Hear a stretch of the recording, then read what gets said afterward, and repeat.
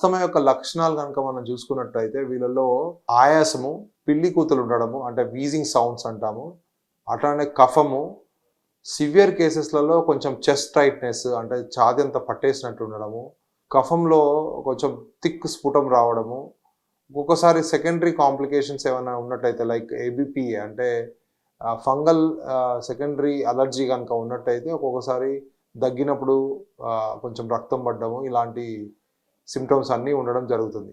ముఖ్యంగా ఈ symptoms seasonal variations అంటే చలికాలము ప్లస్ వర్షాకాలంలో ఎక్కువగా ఉంటుంది.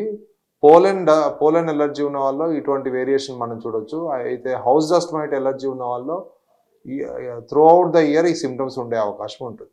చికిత్సకు ముందు ఫస్ట్ అది ఆస్తమా అని డయాగ్నోస్ చేయాల్సిన అవసరం ఉంటుంది. దీన్ని ముఖ్యంగా most of the times clinical symptoms family history తోని మనం ఆస్తమాని డయాగ్నోస్ చేయడం జరుగుతుంది. అట్లనే వీళ్ళను క్లినికల్ ఎగ్జామినేషన్ చేసినప్పుడు వాళ్ళు వీజింగ్ ఉండడము, కన్ఫర్మేషన్ కోసము మనము లంగ్ ఫంక్షన్ టెస్ట్, స్పైరోమెట్రీ మరియు ఫీనో టెస్టులు చేయడం జరుగుతుంది.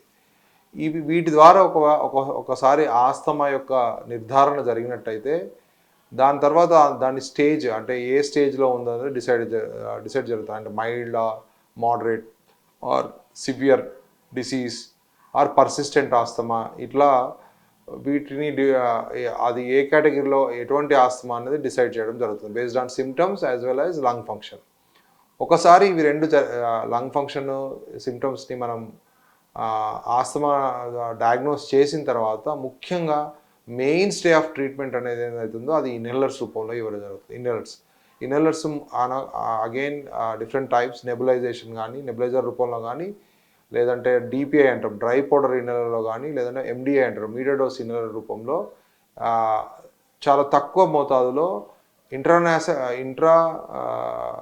ఇన్హలేషనల్ కార్టికోస్టెరాయిడ్స్ ప్లస్ బ్రాంకోడైలేటర్ ఈ రెండింటిని కలిపి క్యాప్సూల్ రూపంలో ఇన్హేలర్ చేయడం కానీ, ఎండిఐ కానీ అంటే మీడియం డోస్ ఇన్హేలర్ కానీ ఇవ్వడం జరుగుతుంది.